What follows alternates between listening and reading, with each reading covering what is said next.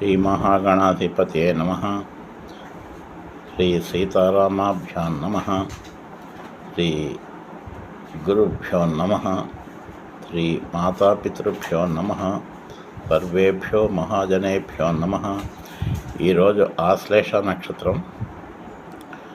అమ్మాయికి ఏ నక్షత్రాలైన అబ్బాయితో వివాహం చేయవచ్చుననే విషయాన్ని ప్రస్తావన చేసే ప్రయత్నం చేస్తాను. మొట్టమొదట ఆశ్లేష నక్షత్రం, కర్కాటక రాశి, రాక్షసగణం, పిల్లి, అంచనాడి. ఈ నక్షత్రానికి 8వ రాశి అయినటువంటి కుంభరాశి 6, 8 అవ్వడం వల్ల ఈ కర్కాటక లగ్నం, కర్కాటక రాశి వాళ్ళకి కుంభరాశి, కుంభలగ్నం వారితో వివాహం చేయరాదు. అలాగే ఆశ్లేషకి 7వ తార అయినటువంటి స్వాతి, శతవిషం, ఆరుద్ర అనుబంధ నక్షత్రాలు. ఈ 3 నక్షత్రాలు 7వ తార అవ్వడం వల్ల ఈ 9వ తారకితో వివాహం చేయకూడదు. అయితే ఇప్పుడు విషయం ఏంటంటే, ఆశ్లేష వారికి ఏ నక్షత్రాలతో వివాహం చేయవచ్చు? ఆశ్లేష అమ్మాయికి పనికొచ్చే నక్షత్రాలు చిత్త, ధనిష్ట 1-2 పాదాలు, విశాఖ, మృగశిర, అనురాధ, అనుజన్మతారైన జ్యేష్ఠ, పునర్వసు 4వ పాదం, పూర్వభాద్ర 4వ పాదం, ఉత్తరాభాద్ర, అశ్వని, పుష్యమి ఈ నక్షత్రాలతో వివాహం చేయవచ్చు.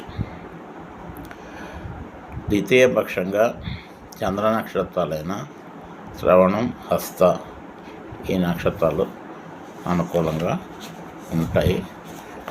ఇంకా ఆఖరిగా 7వ తార పనికిరాదని చెప్పినట్లే ఇక్కడ 4వ తార కూడా అబ్బాయి నుంచి 7వ తార అవుతుంది.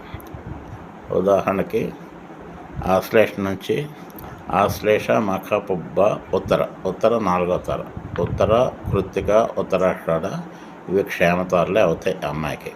కానీ అబ్బాయి నక్షత్రం నుంచి అమ్మాయికి లెక్కెట్టినప్పుడు 7వ తార అవుతుంది. ఇటువంటి దాంట్లో కొంచెం వెసులు పట్టించారు. అమ్మాయి నక్షత్రం క్షేమతార, అబ్బాయి నక్షత్రం 7వ తార అయినప్పుడు తప్పనిసరిగా వివాహం చేయాలి అని ఒక నిర్ణయం ఉన్నట్టయితే చేయవచ్చు.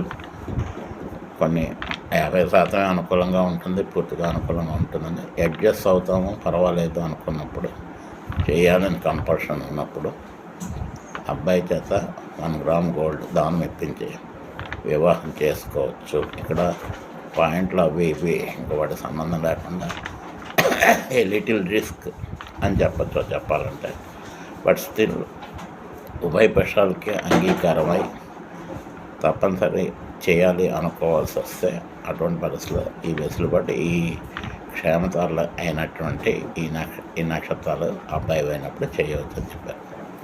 విన్నందుకు ధన్యవాదాలు. ఈ సమాచారం మీకు పనికిరావాలని, పనికొస్తుందని ఆశిస్తూ సెలవు.